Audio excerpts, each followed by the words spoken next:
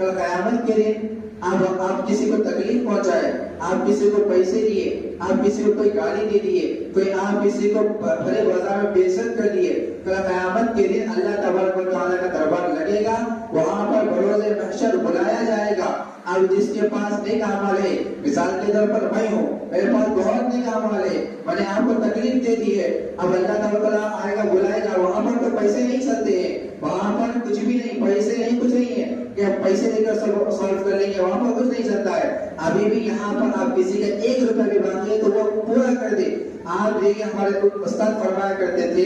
کہ اگر کوئی یہاں پر معاف بھی کر دے کہ آپ کسی کے پاس 100 روپے لیے 1 روپیہ بھی اگر لیے وہ آپ کو معاف کر دے، بھائی سمجھ کر بھی معاف کر دے تو یہاں تو وہ معاف کر دے گا، لیکن کل اللہ کا بروز محشر اس کی نیکیاں کم ہوگی تو وہ وہاں معاف نہیں کرے گا،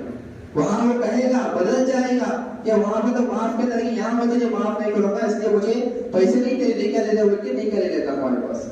تو ہم انہیں اگر نہیں ہوگا تو اس کے پیسے دے دیں، اگر آپ کوئی چیز لی تو اس کو دے دیں، بھائی ہو، والدین ہو، کوئی نہ ہو، وہاں پر ایسا ماحول رہے گا بروز محشر کے باپ کو نہیں پہچانے گا، ماں کو نہیں پہچانے گی، سب یہی کہیں گے کہ میرے باپ کو بھی جہنم میں ڈال دو، میری ماں کو بھی جہنم میں ڈال دو، میرے بھائیوں کو ڈال دو، میرے دوستوں کو، میرے خاندان کو، سب کو جہنم میں ڈال دو، لیکن اللہ تعالیٰ پاک مجھے بچا دو۔ وہاں پر ایسا ماحول رہے گا، وہاں پر سر اگر بعد میں کوئی لڑکا کھڑا بھی رہا تو ہمیں وہاں پر دیکھنے کی نوبت فرصت نہیں ملے گی، اتنا ہم حیبتی میں ہوں گے، اللہ کے عذاب سے ڈر رہے ہوں گے اللہ سے کہ کیا ہوگا، میرا کیا حصہ ہوگا۔ تو سوچیے وہاں پر انسان تو بدل ہی جائے گا۔ آج یہاں پر تھوڑے سے پیسے لے کر انسان بدل رہا ہے، تھوڑی سی مشکل آ رہی ہے تو انسان بدل رہا ہے، تو وہاں پر تو بدلنا ہی ہے کیسا بھی۔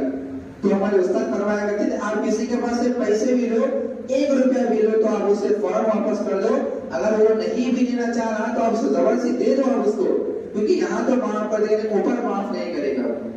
تو میں کہا تھا اللہ کے دربار میں حاضری لگے گی، اب وہاں پر تو اس کے پاس پیسے ہوں گے، کچھ بھی نہیں ہوں گے، اب کیا کریں گے، آئے گا کہ اللہ اس کا تو نہیں تو مجھے میری زمین کھینچ لیا تھا، میرے 500 سے کچھ پیسے کھینچ لیا تھا، اب مجھے اوپر پیسے واپس چاہیے۔ اب اللہ تعالیٰ مجھے بلائے گا،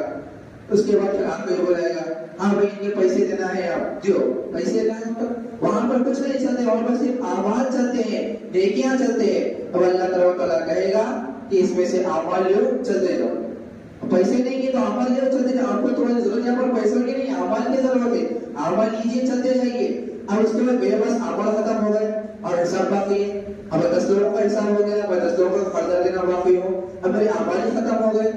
اب اور 10 لوگوں کا حساب قرضہ دینا باقی، اب کیا کروں، میرے پاس اعمال نہیں ہے، کیسا لا دے دوں؟